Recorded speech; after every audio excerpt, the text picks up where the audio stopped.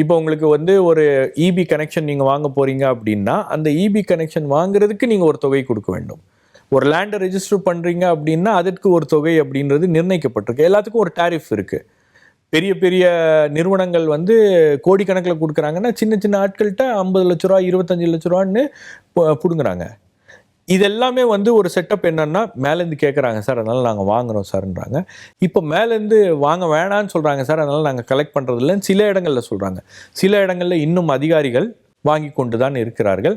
அவர்களை எப்படி கட்டுப்படுத்துவது அப்படின்னு பார்க்கணும். இன்னைக்கு திரு ஜோசப் விஜய் அவர்கள் முதலமைச்சராக சொல்லியிருக்கக்கூடிய ஒரு விஷயம், அதாவது சமீபத்தில் நீங்கள் வந்து எந்த அரசியல் கட்சி தலைவரும் ஒரு மேடையில் நீங்கள் லஞ்சம் கொடுக்காதீங்க, லஞ்சம் கொடுத்தாங்கன்னா யாராவது கேட்டாங்கன்னா நீங்கள் சொல்லுங்கள் அப்படின்னு மக்களை வந்து எம்பவர் பண்ணக்கூடிய ஒரு நடவடிக்கை அப்படின்றது பொதுமக்களுக்கு ஒரு நம்பிக்கையை கொடுக்கும்.